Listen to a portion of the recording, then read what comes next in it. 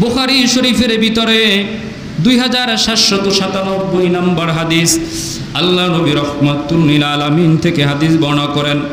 হযরত আবু হুরায়রা রাদিয়াল্লাহু তাআলা আনহু তিনি হাদিস বয়ান করেছেন। আন্না আবু হুরায়রা রাদিয়াল্লাহু তাআলা আনহু قال سمعت النبي صلى الله عليه وسلم يقول والذي نفسي بيده لوددت أن أقتل في سبيل الله ثم أحيا ثم أقتل ثم أحيا ثم أقتل ثم أحيا ثم أقتل। আল্লাহ নবী রাহমাতুল লিল আলামিনের সাহাবী হযরত আবু হুরায়রা রাদিয়াল্লাহু তাআলা আনহু বলেন, আমি রাসূলুল্লাহর কাছ থেকে আমি আমার নিজের কান মোবারকের মধ্যে আমি শুনেছি আল্লাহ নবী রাহমাতুল লিল আলামিনের জবান মোবারকের কথা। একদিন নবী সাল্লাল্লাহু আলাইহি ওয়াসাল্লাম তিনি একদিন বলতেছেন, ওয়াল্লাযী নাফসি বিয়াদি, ওই সত্তার কসম যার হাতে আমি রাসূলুল্লাহর প্রাণ, সুবহানাল্লাহ বলেন, যার হাতে আমি রাসূলুল্লাহর জান যার হাতে, ওই আল্লাহর কসম নবীজি বললেন, রাসূলুল্লাহ দুনিয়ায় বসে জীবনে কোনোদিন কোনো মিথ্যা কথা নবীজি বলছেন মনে হয়? বলছে? জীবনে কোনোদিন একটা মিথ্যা কথা বলেন নাই। ওই নবীজি বললেন আল্লাহর কসম যার হাতে আবার প্রাণ তার কসম। রাসূলুল্লাহ কত গুরুত্ব বোঝানোর জন্য কথাটা বললেন, কসম কাটলেন। আল্লাহ নবী বললেন, ও পৃথিবীর মানুষেরা, ওয়াল্লাযী নাফসি বিয়াদি, যার হাতে আমার প্রাণ, ওই সত্তার কসম কেটে আমি বললাম, শুনে নাও তোমরা, লাওয়াদিত্তু আন্না উক্তাল, আমি রাসূলের মনে চাই আমি দ্বীনের জন্য, ইসলামের জন্য যেন শহীদ হয়ে যাই। সুবহানাল্লাহ বলেন না, বুঝেন না? কি হয়ে যায়? শহীদ হয়ে যায়। এটা কি সাধারণ কিছু? মনে করেন যদি ঘোষণা হয় যে আগামীকালকে কুচু হয়ে গেলে আপনি সেখানে শহীদ হয়ে যাবেন, কি হবেন? শহীদ হয়ে যাবেন। শহীদ বুঝেন তো? আমাদের তো অনেকের নামও আছে শহীদ। এই শহীদ আর দ্বীনের জন্য যারা শহীদ হয় এরা কি এক? কথা বলেন না, এক? যারা আল্লাহর রাস্তায় কি হয়? শহীদ হয়, তাদের মর্যাদা সম্মান এত বেশি, কিয়ামতের ময়দানে তাদের কোনো হিসাবই হবে না। তাও সুবহানাল্লাহ বলে না, কি হবে না? কোনো হিসাব নাই, বিনা হিসাবে তারা জান্নাতে চলে যাবে এবং সবার আগে জান্নাতে চলে যাবে। সব থেকে শ্রেষ্ঠ জায়গায় তারা থাকবে। জান্নাতের সব দরজা খুলে দেবে, যে দরজার থেকে মনে যায় তারা সেই দরজার থেকে ঢুকবে। কাদের জন্য? যারা, এজন্য আল্লাহ নবী মদিনায় যখন চলে গেলেন, মদিনায় বসে নবীজি ঘোষণা দিলেন, ও আমার সাহাবীরা শুনে নাও, ওই সত্তার কসম কেটে আমি বললাম, শপথ করে বললাম, যার হাতে আমার প্রাণ, আমি রাসূলুল্লাহর মনে চাই আন্না উক্তালু ফি সাবিলিল্লাহ, আমি যেন আল্লাহর রাস্তায় শহীদ হয়ে যাই। রাসূলুল্লাহ এরপরে বললেন, সুম্মা উহইয়া, শুধু শহীদ হয়ে যাই এটাই আমার দিলের তামান্না না, আমার মনে চায় সুম্মা উহইয়া, এরপরে যেন আবার জীবিত হই। সুবহানাল্লাহ পড়েন। এরপরে যেন আল্লাহ আমাকে আবার জীবিত করে দেয়। সুম্মা উক্তাল, এরপরে আমার মনে চায় দ্বিতীয়বার যেন আমি আবারও শহীদ হয়ে যাই। রাসূলুল্লাহ এরপর বললেন, সুম্মা উহইয়া, এরপরে আমার মনে চায় আল্লাহ যেন আমাকে দ্বিতীয়বারের জন্য আবারও জীবিত করে দেয়। রাসূলুল্লাহ বললেন, সাহাবীরা কিয়ামত পর্যন্ত উম্মতের আমারও শুনে নাও। আল্লাহ নবী বললেন, ও আমার সাহাবীরা, সুম্মা উক্তালু, এরপরে দ্বিতীয়বার আল্লাহ যদি আমাকে জীবিত করে দেয়, আমার দিলের তামান্না, আমার তৃতীয়বারের মতো দিনের জন্য আবারও আমার মনে চায় আমি যেন শহীদ হয়ে যাই। রাসূলুল্লাহ এরপরে বললেন, সুম্মা উহইয়া সুম্মা উক্তাল, তিনবার নবীজি বললেন কথাটা। এত শাহাদাতের গুরুত্ব ইসলামে, নবীজি গুরুত্ব বোঝানোর জন্য আল্লাহ নবী রাহমাতুল লিল আলামিন বললেন, সাহাবীরা আমি নবীজির মনে চাই বারবার যেন শহীদ হই, আবার যেন আল্লাহ আমাকে জীবিত করে দেয়, আবারও যেন আমি শহীদ হই, এটাই আমার তামান্না, এটাই আমার আকাঙ্ক্ষা। রাসূলুল্লাহ শাহাদাতের মর্যাদা বোঝানোর জন্য মদিনাতুল মুনাওয়ারায় বসে যখন নবীজি এই হাদিস মুবারক বললেন, মদিনায় বসে সাহাবীরা যখন শুনতে পাইলেন যে শহীদের মর্যাদা এত বেশি, শুধুমাত্র এটা বলেই নবী শেষ করেন নাই। আল্লাহ নবী রাহমাতুল লিল আলামিন বললেন, আমার সাহাবীরা তোমরা শুনে নাও শাহাদাতের মর্যাদা কত, শহীদের মর্যাদা কত, সম্মান কত। শুধুমাত্র তাই নাই, আল্লাহ নবী বললেন, এই হাদিসও বর্ণনা করেছেন হযরত আবু হুরায়রা রাদিয়াল্লাহু তাআলা আনহু। আল্লাহ নবী বললেন, তাজাম্মানাল্লাহু লিমান খারাজা ফি সাবিলি, যে ব্যক্তি আল্লাহ রাস্তায় জিহাদের জন্য, যুদ্ধ করার জন্য বের হয়ে যায়, লা ইয়াখরুজুহু ইল্লা জিহাদান ফি সাবিলিল্লাহ ফি সাবিলি ওয়া ঈমানান ফি তাসদীকান বিরাসূলিন ফাহুয়া আলা দামিনুন। ওই ব্যক্তি যখন জিহাদের জন্য আল্লাহ রাস্তায় বের হয়ে যায়, ওই ব্যক্তি আল্লাহ রব্বুল আলামিন বললেন, হাবিব আপনি জানায়া দেন, যে ব্যক্তি আমার পথে জিহাদের উদ্দেশ্যে বের হয়ে যায় সেই ব্যক্তিকে আপনি ঘোষণা দেন সে সম্পূর্ণভাবে আমি আল্লাহ রব্বুল আলামিনের জিম্মায় চলে যায়। সে আমার জিম্মাদারিতে থাকে, আমার দায়িত্বে থাকে, আমার ছত্র ছায়ায় থাকে। আমি নিজে তাকে জিম্মাদারি নিয়ে নেই, আমি নিজে তাকে প্রোটোকল দেই।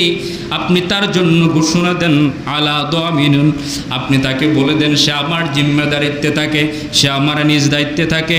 আমি আল্লাহ ঘোষণা দিলাম আন উদখিলাহুল জান্নাহ, আমি আল্লাহ তাকে হয় জান্নাতে প্রবেশ করাবো। সুবহানাল্লাহ বলেন। অর্থাৎ যদি দিন প্রতিষ্ঠার জন্য শহীদ হয়ে যায়, আও উদখিলাহুল জান্নাহ, আমি আল্লাহ তাকে জান্নাতের ভিতরে প্রবেশ করাবো।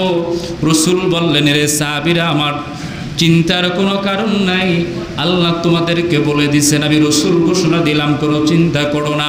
এই হাদিসের রাবী হলেন আবু হুরায়রা।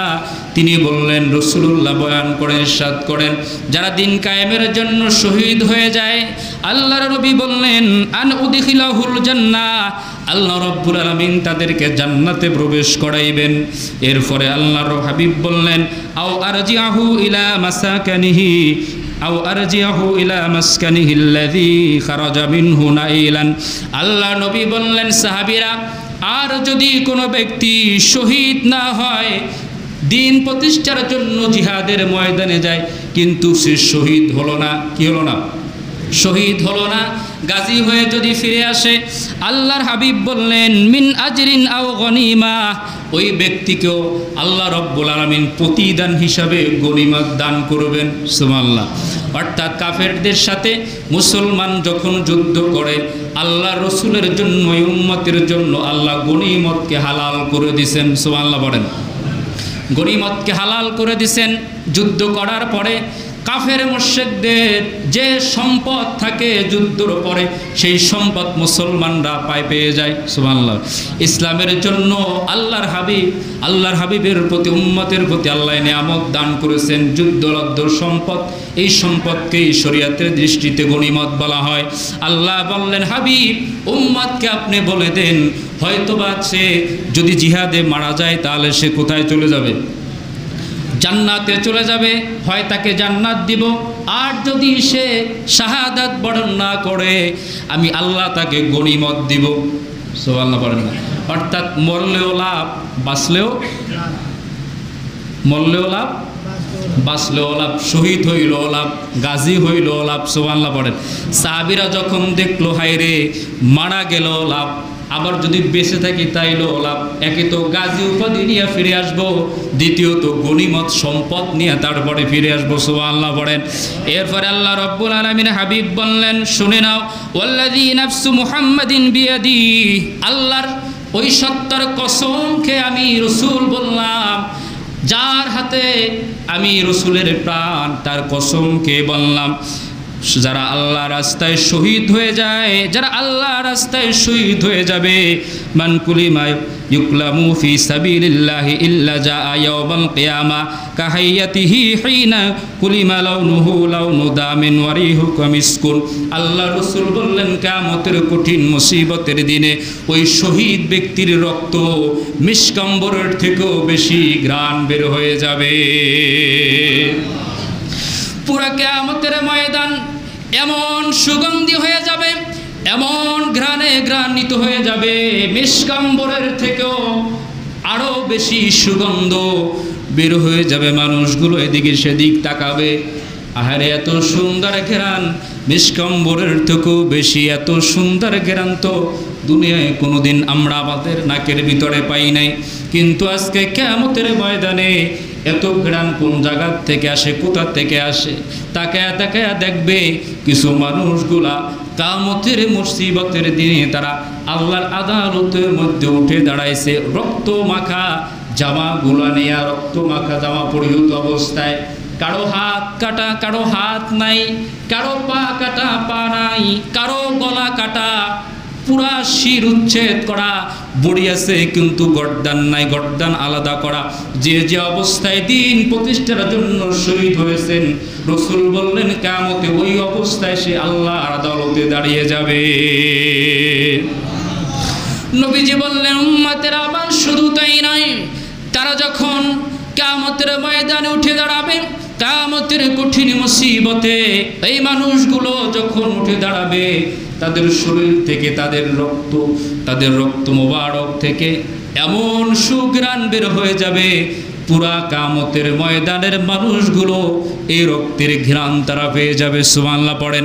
এত সুন্দর ঘ্রাণ তারা তাদের নাকের ভিতরে কিয়ামতের মুসিবতের দিনে পাবে। আল্লাহ নবী বললেন, এরে আমার সাহাবীরা, শুধুমাত্র তাই নয়, আল্লাহ এমন 5টা সম্মান, 5টা মর্যাদা, যারা দিনের জন্য শহীদ হয়ে যায় তাদেরকে আল্লাহ 5টা পুরস্কার দিবেন। যারা এই 5টা পুরস্কার শুধুমাত্র শহীদ হয় তারাই পাবে, অন্যথায় কোনো ব্যক্তি এই পুরস্কার আল্লাহর পক্ষ থেকে আর কেউ পাবে না।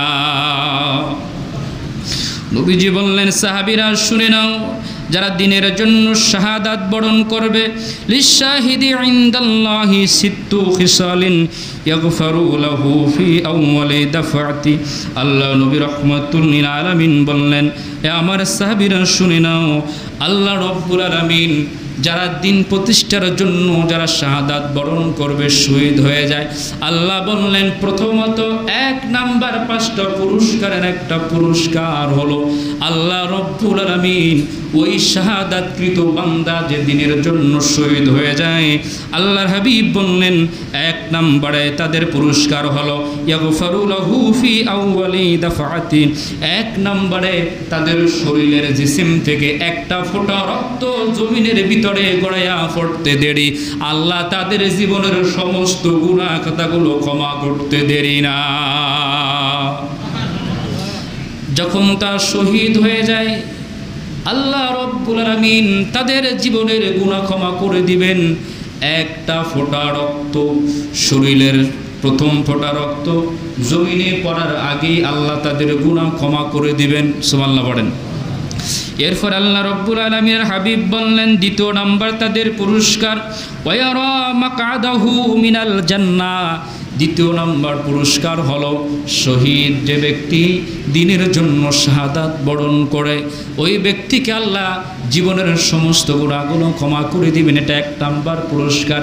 আর 2 নম্বর পুরস্কার, যখন তার ইন্তেকাল হয়ে যাবে, শাহাদাত বরণ করবেন, ওই মুহূর্তে আল্লাহ তাকে জান্নাত দেখায়া দিবেন। কোন জান্নাত? যেই জান্নাতের ভিতরে আল্লাহ তার বাসস্থান বানায়া দিবে। কয় নম্বর পুরস্কার? 2 নম্বর পুরস্কার হলো এটা। আল্লাহর হাবিব বললেন 1 নম্বরে জীবনের সমস্ত গুনাহ খাতা ক্ষমা করে দিবেন শহীদ ব্যক্তি দুনিয়া থেকে ইন্তেকাল করার আগে, অর্থাৎ রক্ত ফোঁটা জমিনে পড়তে দেরি কিন্তু তার গুনাহ খাতা ক্ষমা হইতে দেরি না। সুবহানাল্লাহ পড়েন। 2 নম্বরে দুনিয়া থেকে বিদায় নেওয়ার আগে আল্লাহ রব্বুল আলামিন জান্নাত তাকে দেখায়া দিবেন, সে জান্নাত দেখতে পাইবে। সুবহানাল্লাহ। এরপর আল্লাহর হাবিব বললেন, সাহাবীরা শুধুমাত্র তাই নয়, যে ব্যক্তি শাহাদাত বরণ করবে, আল্লাহর হাবিব বললেন ওয়ায়ুজারু মিন আযাবিল কবরি। আল্লাহর হাবিব বললেন, উম্মত ওই ব্যক্তি কবরের আযাব থেকে মুক্তি পেয়ে যাবে। সুবহানাল্লাহ। তার কবরের মধ্যে কোনো আযাব হবে না, সে কবরের আযাব থেকে চিরতরে মুক্তি পেয়ে যাবে। আল্লাহ নবী বললেন, সাহাবীরা 4 নম্বর পুরস্কার হলো আল্লাহর হাবিব বললেন, যে ব্যক্তি আল্লাহর দিন প্রতিষ্ঠার জন্য শাহাদাত বরণ করবে, ওয়ায়ামানু মিনাল ফাজর ওয়ায়ামানু মিনাল ফাজাইল আকবারি ওয়ায়ুদাউ আলাল কিয়ামা ওয়ায়াদাউ আলা রাসিহি তাজুন। আল্লাহর হাবিব বললেন, কিয়ামতের কঠিন মুসিবতের দিনে ওই ব্যক্তি চতুর্থ নাম্বার যে পুরস্কার তার জন্য, যেদিন সমস্ত মানুষ ভীত সতস্র অবস্থায় থাকবে, আল্লাহর ভয়ে প্রকম্পিত থাকবে, সমস্ত মানুষগুলো চিন্তাগ্রস্ত থাকবে, নফসি নফসি বলে কাঁদতে থাকবে। আল্লাহ বললেন, ওই ব্যক্তি সেদিন সব থেকে বেশি নিরাপদে থাকবে। জোরে বলেন সুবহানাল্লাহ। তার কোনো চিন্তা হবে না, সে কিয়ামতের দিনে এক সেকেন্ডের জন্য ভীত সতস্র অবস্থা হবে না, সে কোনো ভয় পাবে না, নির্ভয়ে কিয়ামতের ময়দানে উঠে দাঁড়াবে। আল্লাহর হাবিব বললেন, শুধুমাত্র তাই নয়, চতুর্থ নাম্বারে পঞ্চম নাম্বারে পুরস্কার আল্লাহর হাবিব যে পুরস্কারের কথা বললেন, শহীদ ব্যক্তিকে আল্লাহর একটা পুরস্কার দান করবেন। আল্লাহ তাকে এমন একটা পুরস্কার দিবেন, তার মাথার মধ্যে আল্লাহ এমন একটা দামি টুপি দান করবেন। সুবহানাল্লাহ বলেন। কি দান করবেন? মাথার ভিতর একটা টুপি আল্লাহ তাকে পরায় দেবেন কিয়ামতের ময়দানে। আল্লাহর হাবিব সে কথাই বললেন, ওয়ায়ুদাউ আলা রাসিহি তাজুন ওয়াকার ইয়াকুতুহু মিনহা খায়রুম মিনাদ দুনিয়া ওয়া মা ফিহা। আল্লাহর হাবিব বললেন, খায়রুম মিনাদ দুনিয়া ওয়া মা ফিহা, এই টুপিটার দাম কত তোমরা কি জানো? খায়রুম মিনাদ দুনিয়া ওয়া মা ফিহা, অর্থাৎ দুনিয়া এবং আখিরাত। সুবহানাল্লাহ বলেন। খয়রুম মিনাদ দুনিয়া, দুনিয়ায় তোমরা যা কিছু দেখো, এমন পাথর, এমন দামি পাথরের টুপিটা থাকবে। এই পাথর, এক একটা টুপির মধ্যে যারা শহীদ হবে তাদেরকে আল্লাহ দান করবেন, অনেকগুলো পাথর থাকবে এই টুপিতে। এই একটা পাথরের দাম কীরকম জানো? খয়রুম মিনহা খয়রুম মিনাদ দুনিয়া, এত পরিমাণ মূল্য যে একটা পাথর যদি বিক্রি করা হয়, এই দুনিয়ার তামাম পৃথিবীর থেকেও আরও বেশি দামি ওই এক একটা পাথর। তামাম দুনিয়া সব যদি বিক্রি করে, শহীদের মাথায় এমন একটা তাজ, একটা টুপি আল্লাহ পরায়া দিবে যে ওই টুপির একটা পাথরও কেনা সম্ভব না। সুবহানাল্লাহ বলেন না। এত দামি একটা পাথরের টুপি আল্লাহ দিবে। দুনিয়ার মধ্যে অনেক দামি পাথর আছে, ইয়াকুত পাথর আছে না নাই? কত দামি পাথর আছে, পাথরের দামের কোনো শেষ নাই। বিভিন্ন দামি আংটি আছে, অনেক দামি দামি পাথর পাওয়া যায়, কিন্তু আল্লাহ বলেন, এত দামি পাথর আমি তাদেরকে এমন সুন্দর একটা টুপি তাদেরকে দান করব, যেই টুপিটার পাথর হবে তামাম দুনিয়ার সব কিছুর থেকেও আরো উত্তম। আল্লাহর হাবিব বললেন, শুধুমাত্র তাই নয়, তাদের জন্য মহাপুরস্কার থাকবে। ও আমার সাহাবীরা শুনে নাও, ওয়ায়ুজাওয়াজু সুনাইনি ওয়া সাবঈনা জাওজা মিনাল হুরিল আইন। আল্লাহ রাব্বুল আলামিন তাদেরকে ৭২ জন হুর আল্লাহ দান করবেন। সুবহানাল্লাহ বলেন। কতজন? ৭২ জন হুর আলাইন, অর্থাৎ যাদেরকে দেখলে চক্ষু শীতল হয়ে যায়, এমন ৭২ জন শ্রেষ্ঠ নারী, শ্রেষ্ঠ হুর যারা আল্লাহ রাস্তায় শহীদ হয়ে যায়, তাদেরকে আল্লাহ রব্বুল আলামিন দান করে দিবেন। আল্লাহর হাবিব বললেন, শুধুমাত্র তাই নয়, ৭২ জন হুর পাওয়ার পরেও শহীদ ব্যক্তি আল্লাহর কাছে দাঁড়িয়ে থাকবেন। এত মর্যাদা, এত সম্মান আল্লাহ তাদেরকে দান করলেন, এরপরও দাঁড়িয়ে থাকবে। আল্লাহ রব্বুল আলামিন বললেন, হাবিব আপনি আপনার উম্মতদেরকে জানায়া দেন। শুধুমাত্র তাই নয়, আমি রসুল, আমি আল্লাহ ঘোষণা দিলাম, আপনি রসুল, আপনার নূরের জবান মোবারকে আপনার উম্মতদেরকে আপনি জানায়া দেন, যারা আল্লাহ রাস্তায় শহীদ হয়ে যাবে কিয়ামতের ময়দানে, তাদের কাছ থেকে আমি আল্লাহ কোনো হিসাব গ্রহণ করব না। সুবহানাল্লাহ পড়ে। কোনো হিসাব দেব না, বিনা হিসাব। আল্লাহর হাবিব আর বললেন, ওয়ায়ুশাফাউ ফি সাবঈনা মিন আকারিবি। শুধুমাত্র তাই নয়, যে ব্যক্তি দ্বীনের প্রতিষ্ঠার জন্য শহীদ হয়ে যাবে কিয়ামতের দিন, ওই ব্যক্তি আল্লাহর কাছে ৭০ জন ব্যক্তির জন্য সুপারিশ করে জান্নাতে নিয়ে যাবে। কতজন? কতজন? আল্লাহর হাবিব বললেন, সাহাবীরা শুনে নাও, ওয়ায়ুশফাউ ফি সাবঈনা মিন আকারিবি, তার নিকটাত্মীয়, তাদের সাথে যাদের খাতিল ছিল, কি ছিল? কথা কন না, কি ছিল? খাতির ছিল, সম্পর্ক ছিল। নেতার সাথে যেই কর্মীর খাতির বেশি তার লাভ বেশি, আর যার খাতির নাই তার কোনো ভ্যালু নাই, দাম নাই। কথা কোন ঠিক কিনা? এজন্য শহীদ যে ব্যক্তি হয়ে যায় তার জন্য ওই শহীদ ব্যক্তির সাথে দুনিয়ায় যার সম্পর্ক বেশি ছিল, গভীর ছিল, আল্লাহর হাবিব বললেন ওই শহীদ ব্যক্তি আল্লাহর কাছে দাঁড়ায়া এক নয় দুই নয় 70 জন মানুষকে সুপারিশ করে তারপরে জান্নাতে নিয়ে যাবে। এক শহীদ 70 জন ব্যক্তি নিয়ে জান্নাতে চলে যাবেন। রাসূল যখন শাহাদাতের আলোচনা হাদিসগুলো যখন নবীজি মদিনায় বসে যখন বললেন, আরে মদিনার মধ্যে ছোট্ট ছোট্ট মাসুম বাচ্চাগুলা, বৃদ্ধ বৃদ্ধা সবাই হাজির হয়ে গেলেন। রাসূল গো, আপনার সাথে আমরা জিহাদের ময়দানে গিয়ে শহীদ হতে চাই। বৃদ্ধ মানুষ লাঠিতে ভর দিয়ে আসছে, আয়েশা বলতেছে রাসূল শুনেছি জিহাদের ময়দানে শহীদ হয়ে গেলে এত সম্মান কোনো হিসাবই নিবে না, আমাদেরকে একটু নিয়ে যান, আমরা জিহাদের ময়দানে যে যুদ্ধে শহীদ হতে চাই, আমরাও বিনা হিসাবে জান্নাতে যেতে চাই। রাসূলুল্লাহর একজন সাহাবী, তার নাম ছিল হযরতে হারিস রাদিয়াল্লাহু তাআলা আনহু। এই হযরতে হারিস রাদিয়াল্লাহু তাআলা আনহু এত শর্ট একজন সাহাবী ছিল যে তরবারি দ্বারা করাইলে তরবারি আর সাহাবী সমান হয়ে যাইত। এত শর্ট বেটে একজন সাহাবী, লম্বা না, একদম শর্ট, সাহাবীদের মধ্যে সবথেকে খাটো একজন সাহাবী। এই হারিস রাদিয়াল্লাহু তাআলা আনহু যখন এই হাদিসের আলোচনা শুনলেন, জিহাদের শহীদের মর্যাদা যখন শুনলেন, হযরতে হারিস বললেন রাসূল গো, এই জিহাদের ময়দানে আমি হারিস আপনার সাথে যেতে চাই, আপনি তো আমাকে যুদ্ধে নেন না, আমি লম্বায় কম, খাটো জন্য আপনি নেন না, কিন্তু এবার আমাকে নিয়ে যেতে হবে। রাসূল বললেন রে হারিস, তুমি শর্ট মানুষ, তরবারি দ্বারা করাইলে তরবারি তোমার থেকে লম্বা। সুবহানাল্লাহ বলেন না? তরবারি তোমার থেকে লম্বা হয়ে যায়, কিভাবে তুমি যাবে? তোমাকে নেওয়ার সুযোগ নয়, তুমি যেতে পারবে না।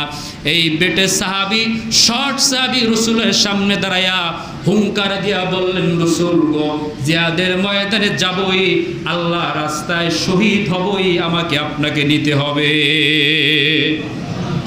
রাসূল নিশ্চুপ হয়ে গেলেন। তার ইমানের পাওয়ার দেখে সমস্ত সাহাবীরা নিস্তব্ধ হয়ে গেলেন। অনেকক্ষণ পর্যন্ত নবীজি মাথা নত করে চিন্তা করলেন, তাকে তো রেখে যাওয়া সম্ভব না, যেহেতু এত আগ্রহ জিহাদে যাওয়ার জন্য, শহীদ হওয়ার জন্য এত তামান্না। একজন সাহাবী বললেন, এরে হারিস কেন তাকায় আসো? যেহেতু রাসূল নিশ্চুপ, কথা বলে না, তার মানে স্বীকৃতি দেওয়া দিছে, তুমি প্রস্তুত হয়ে নাও। সুবহানাল্লাহ পড়েন। এই সাহাবী তরবারি কাঁধের ভিতরে নিয়ে জিহাদের ময়দানে রওনা হয়ে গেলেন। জিহাদের ময়দানে যাওয়ার পরে তরবারি ঘুরাইতেছে, যেহেতু লম্বা সাহাবী না, অনেক শর্ট, তরবারি তার থেকে লম্বা, তরবারি ঘুরাইতে ঘুরাইতে পার ভিতরে আঘাত লাগছে। পার ভিতরে আঘাত লেগে পার গোড়ালি কেটে রক্ত বাহির হইতেছে। শরীরের সমস্ত রক্ত জমিনের ভিতরে পড়ে গেছে। এক পর্যায়ে সে বেহুশ হয়ে জমিনের ভিতরে। রাসূলের কান মোবারকে খবর আসলো, হুজুর আপনার হারিস তো শহীদ হয়ে গেছে, মারা গেছে। সুবহানাল্লাহ বলেন। রাসূলুল্লাহ চোখ থেকে পানি ছেড়ে কান্দে, হায় রে, আমি হারিসকে নিষিদ্ধ করেছিলাম, সে জিহাদের ময়দানে যুদ্ধের জন্য, শাহাদাত বরণ করার জন্য চলে আসলো। নবীজি জিহাদের শেষে হারিসকে দাফন কাফন করে, সেখানে দাফন করে জিহাদের ময়দানে রেখে নবীজি মদিনায় ঢুকলেন। হারিসের মা দাঁড়ায়া গেলেন। নবীজি জিহাদের ময়দান থেকে ব্যাক করে যখন আসলেন, রাসূলুল্লাহর সামনে দাঁড়াইলেন। হারিসের মা দাঁড়ায়া, ইয়া রাসূলুল্লাহ, ইয়া হাবিবাল্লাহ, আমার একটা মাত্র সন্তান, আমার সন্তানটা আপনার সাথে জিহাদের ময়দানে গেছে, আমি জানতে চাই আমার সন্তানটার অবস্থা কি অবস্থা আপনি বলেন। সাহাবীরা কেউ কেউ বলল সে শহীদ হয় নাই, কারণ নিজের তরবারি আঘাতে নিজে মারা গেছে, সে শহীদ হবে না, বরং আত্মহত্যা করছে। আবার কেউ কেউ বলল শহীদ হয়ে গেছে। মা বললেন হুজুর আমার তো দিল মানে না, অন্তর মানে না, বরং আমার আশা ছিল বারবার সন্তানটা আপনার কাছে পাঠাইছি। আমি শুনেছি শহীদ ব্যক্তি 70 জন মানুষকে সে আল্লাহর আদালত থেকে মুক্ত করে সাফায়াত করে নিতে পারবে। আমি কিয়ামতের ময়দানে শহীদের মা হতে চাইছিলাম, এজন্য বারবার আপনার কাছে আমার ছোট্ট সন্তানটাকে পাঠাইছিলাম। গো নবী আপনি একটু বলে দেন আমার সন্তানটা কি শহীদ হয়েছে নাকি আত্মহত্যার কাতার উঠবে, আমি জানতে চাই।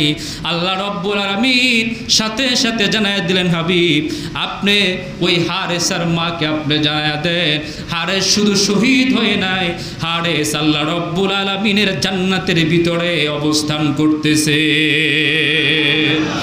আপনি আপনার হারেসের মাকে জানায় দেন তার জন্য জান্নাতের 8টা দরজাই খোলা হয়ে গেছে। 8টা দরজার যে দরজার থেকে ঢুকতে মনে চায় সে সেই দরজার থেকে ঢুকে যাবে।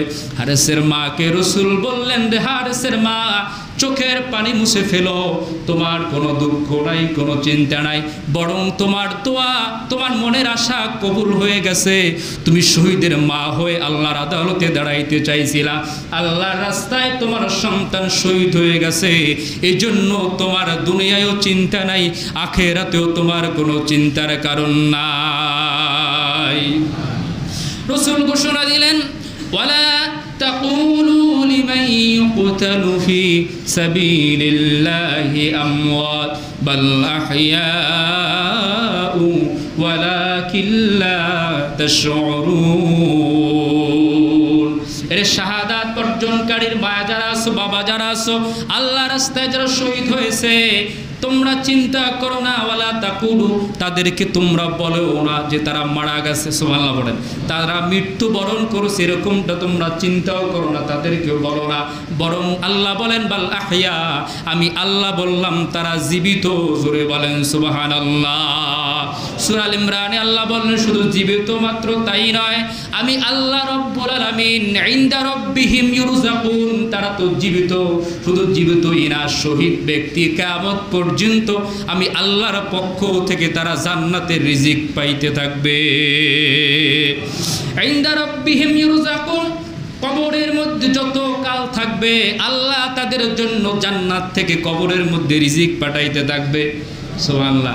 এমন সুন্দর কোরআনের মধ্যে অন্য কোনো আয়াতে আল্লাহ কোনো ব্যক্তি সম্পর্কে এত মর্যাদার কথা আল্লাহ বলেন নাই যে কবরের ভিতরে আল্লাহ রিজিক দিবে, জান্নাতের খাবার দিবে। শুধু শহীদদের ব্যাপারে স্পষ্ট আয়াত সূরা আল ইমরানে আল্লাহ ঘোষণা করে দিছে। সুবহানাল্লাহ বলেন। এজন্য আল্লাহ রাব্বুল আলামিনের কাছে আমরাও তামান্না করি আল্লাহ যেন আমাদেরকেও শাহাদাতের তামান্না নিয়ে দুনিয়ার থেকে বিদায় হওয়ার তৌফিক দান করে। সুবহান আমিন। সুযোগ যদি হয় আল্লাহ যেন শহীদি মৃত্যু দান করে, এই শাহাদাতের তামান্না আমাদের প্রতিটি মুসলমান প্রতিটি মুমিন হৃদয়ে থাকতে হবে, ঠিক কিনা? আমাদের প্রত্যেকের এই আকাঙ্ক্ষা করতে হবে যে আমরাও যেন শাহাদাত বরণ করি দিনের জন্য। সুবহানাল্লাহ পড়েন। আল্লাহ রাব্বুল আলামিন আমাদের প্রত্যেককেই সে আকাঙ্ক্ষা সে তামান্না নিয়ে এ দুনিয়ার জিন্দেগি পার হওয়ার তৌফিক দান করুক, সকলে পড়ে আমিন। সম্মানিত মুসলিম ইকরাম, যারা কাবলা জমা আদায় করি নাই আমরা 4 রাকাত